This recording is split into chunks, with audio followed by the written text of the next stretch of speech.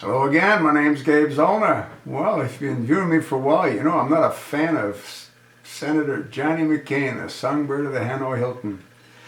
One of my viewers, I think, has similar sentiments about him as I do. And he sent me a little bit of information that I want to turn into a video. Hero? John McCain is phony and a collaborator. What really happened when he was a POW? Counterpunch 06-1308. Excerpts. On March the 25th, 1999, two of the fellow POWs, Ted Guy and Gordon Sweetie Larson, told the Phoenix New Times that while they could not guarantee that McCain was not physically harmed, they doubted it. As Larson said, quote, "My only contention with the McCain deal is that while he was at the plantation, to the best of my knowledge and Ted's knowledge, he was not physically abused in any way. No one was in that camp. It was the camp that people were released from." Quote, Guy and Larson's claims are given credence by McCain's vehement opposition to releasing the government's debriefing of Vietnam War POWs. McCain gave Michael Isikoff a peek at his debriefs, and Isikoff declared there was, quote, "nothing incriminating," end of quote, in them apart from the redactions. Well, what does that tell you? McCain had a unique POW experience. Initially, he was taken to the infamous Hanoi Hilton prison camp, where he was interrogated. By McCain's own accounts, after 3 or 4 days, he cracked. He promised his Vietnamese captors, quote, "I'll give you military information if you take me to the hospital," end of quote. His Vietnamese captors soon realized their POW, John Sidney McCain III, came from a well-bred line of American military elites. McCain's father, John Jr., and grandfather, John Sr., were both full admirals. A destroyer, the USS John S. McCain, is named after both of them. While his son was held captive in Hanoi, John McCain Jr., from 1968 to 1972, was the commander-in-chief of the U.S.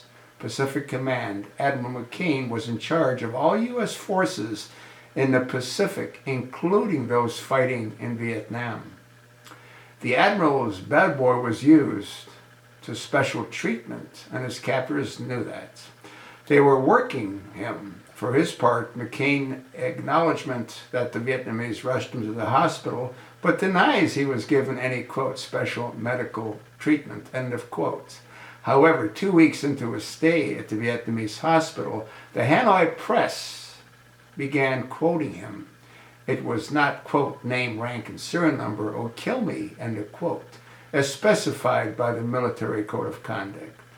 McCain divulged specific military information. He gave the name of the aircraft carrier on which he was based, the number of U.S. pilots that had been lost, the number of aircraft in his flight formation, as well as information about the location of rescue ships. On the other hand, according to one source, McCain's collaboration may have had very real consequences. Retired Army Colonel Earl Hooper, a veteran of World War II, Korean, and Vietnam, contends that the information that McCain divulged, classified information, North Vietnamese used to hone their air defense systems. McCain told his North Vietnamese captors, quote, "highly classified information, the most important of which was the package routes, which were routes used to bomb North Vietnam." He gave in detail the altitude they were flying, the direction if they made a turn. He gave them what primary targets the United States was interested in, end of quote. Hooper contends that information McCain provided allowed the North Vietnamese to adjust their air defenses. As a result, Hooper claims, the U.S. lost 60% more aircraft and in 1968 called off the bombing of North Vietnam because of the information McCain had given to them, end of quote. Well, if you've been viewing me for a while, I've pretty much said exactly the same thing. What ended up happening, and I've said this in previous videos that I posted, when McCain bailed out of his A4 Skyhawk, he didn't protect his arms, and a wind blast broke both of his shoulders. He landed in a pond in Hanoi Harbor, and he was bayoneted somewhere in the leg area. He was thrown into a cell, and he must have been in unbelievable agony for 4 days. And that's when the North Vietnamese realized who they had. The rest is history. The only reason McCain buried his past is the same reason that Barack Hussein Obama has buried his past.